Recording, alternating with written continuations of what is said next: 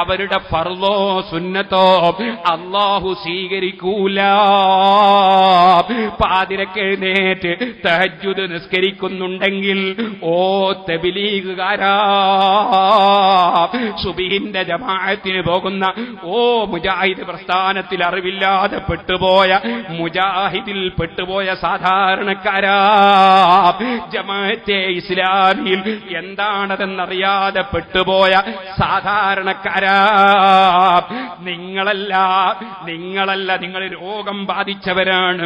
രോഗം ഇവിടെ വിതരണം ചെയ്യുന്ന രോഗാണുക്കൾ ഈ മൗലവിമാരാണ്. അവരാണ് അല്ലാഹുവിനെ സംബന്ധിച്ച് അതാ കയ്യും കാലുമുണ്ടെന്ന് പറഞ്ഞത്, അവരാണ് ശരീഅത്തിനെതിരെ പറഞ്ഞത്, അവരാണ് നബി തങ്ങൾ സാധാരണക്കാരാണെന്ന് പറഞ്ഞത്. മുജാഹിദിലും ജമാഅത്തിലുമൊക്കെ പെട്ടുപോയവർ സാധാരണക്കാർ, വിവരമില്ലാത്തവരാണ്. അത്തരം സാധാരണക്കാർ നിറഞ്ഞു നിന്നൊരു നാടായിരുന്നു കുറ്റ്യാടിയും പരിസരങ്ങളും. 11 പ്രദേശങ്ങൾ.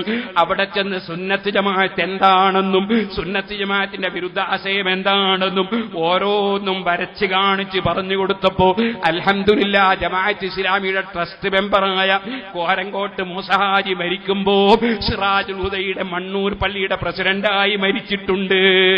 സുഹൃത്തുക്കളെ, അതുപോലെ 100 അനുഭവങ്ങൾ എനിക്ക് പറയാനുണ്ട്. സുന്നത്ത് ജമാഅത്ത് എന്ന് പറഞ്ഞാൽ കുറെ ചീത്ത പറയലല്ല, തെറി പറയലല്ല, കുറെ അനാവശ്യ വെല്ലുവിളിയല്ല, മറിച്ച് സുന്നത്ത് ജമാഅത്ത് എന്താണെന്ന് ജനങ്ങളെ ബോധ്യപ്പെടുത്തലാണ്.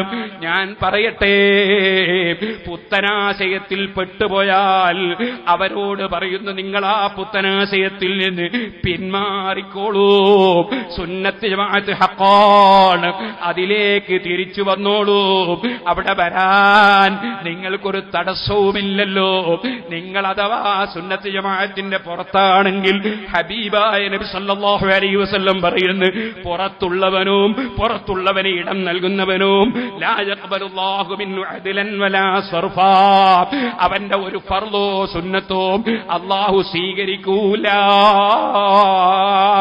അപ്പൊ നിസ്കാരം സ്വീകരിക്കണോ, നോമ്പ് സ്വീകരിക്കണോ, സകാത്ത് സ്വീകരിക്കണോ, റിലീഫ് സ്വീകരിക്കണോ, നിങ്ങൾ ശരീഅത്തിന്റെ സംരക്ഷണത്തിന് വേണ്ടി നടത്തുന്ന റാലി സ്വീകരിക്കണോ, ശരീഅത്തിന്റെ സംരക്ഷണത്തിന് വേണ്ടി നടത്തുന്ന പ്രവർത്തനം അല്ല സ്വീകരിക്കണോ? സുന്നത്ത് ജമാഅത്ത് മുറുകെ പിടിച്ചോളണം. സുന്നത്ത് ജമാഅത്തിന്റെ വിരോധിക്കിടം നൽകിയാൽ അല്ലാഹു ഒരമലും സ്വീകരിക്കൂല.